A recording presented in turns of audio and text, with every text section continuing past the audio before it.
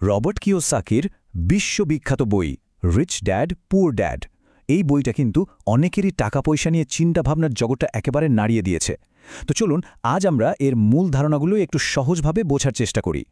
একদম মূলে গিয়ে দেখি অর্থ নিয়ে বইটার দর্শনটা আসলে কি।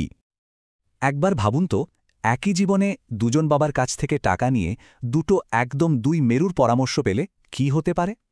আর ঠিক এই অদ্ভুত পরিস্থিতিটাই হল বইটার একদম গোড়ার কথা, যা আমাদের প্রচলিত আর্থিক চিন্তাভাবনার দুনিয়াটাকে একটা বড়সড় ধাক্কা দেয়। এই বইয়ের পুরো গল্পটাই কিন্তু দাঁড়িয়ে আছে দুজন মানুষের ওপর, লেখকের পুয়ার ড্যাড এবং তার রিচ ড্যাড। তাদের কাছ থেকে পাওয়া একদম বিপরীতমুখী আর্থিক শিক্ষাই হল এই বইয়ের মূল আকর্ষণ।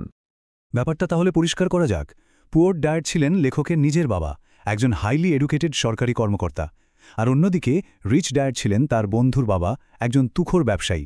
আর এই দুই ভিন্ন দুনিয়ার শিক্ষাই কিন্তু লেখকের ভাবনার জগৎটা তৈরি করে দেয়।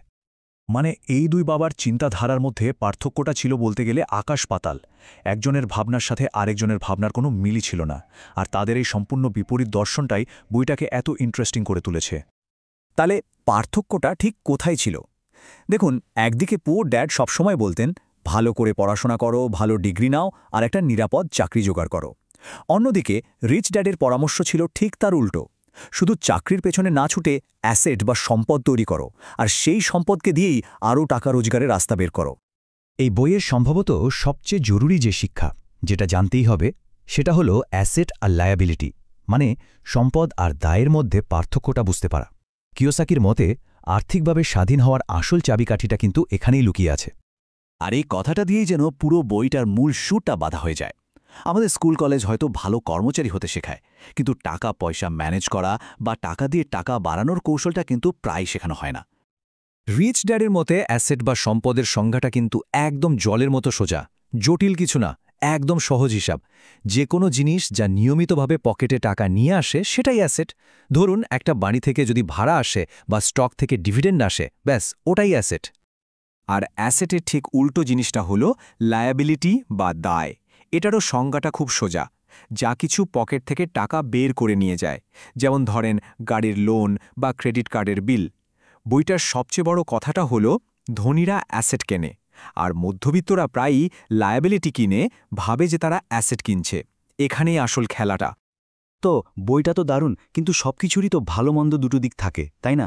চলুন এবার একটু নিরপেক্ষভাবে দেখা যাক বইটার সবল আর দুর্বল দিকগুলো কি কি। এই বইটা কেন এত জনপ্রিয় হলো? এর সবচেয়ে বড় কারণ হলো এর ভাষাটা একদম সহজ। অ্যাসেট, ক্যাশফ্লোর মতো কঠিন কঠিন বিষয়গুলোকেও কোনো ভারী তত্ত্ব দিয়ে না বুঝিয়ে খুব সহজ গল্পের মাধ্যমে বোঝানো হয়েছে। আর লেখকের নিজের জীবনের উদাহরণগুলো তো আছেই। এগুলো মানুষকে দারুণভাবে অনুপ্রাণিত করে। সবচেয়ে বড় ব্যাপার হলো এটা মানুষকে শুধু চাকরি করার গতানুগতিক চিন্তা থেকে বের করে এনে উদ্যোক্তা বা বিনিয়োগকারী হিসেবে ভাবতে শেখায়। এটা কিন্তু একটা বিশাল মাইন্ডসেট শিফট। তবে কিছু সমালোচনাও কিন্তু আছে। অনেকেই বলেন যে বইটাতে কিছু কথা, যেমন অ্যাসেট কেনার কথা বারবার বলা হয়েছে, যা পড়তে গিয়ে কারো কারো কাছে একঘেয়ে লাগতে পারে। আরেকটা বড় কথা হলো বইয়ের পরামর্শগুলো খুব সাধারণ, মানে সবার জীবনের পরিস্থিতি তো আর একরকম নয়, তাই এই পরামর্শগুলো হয়তো সবার জন্য সমানভাবে কাজ করবে না।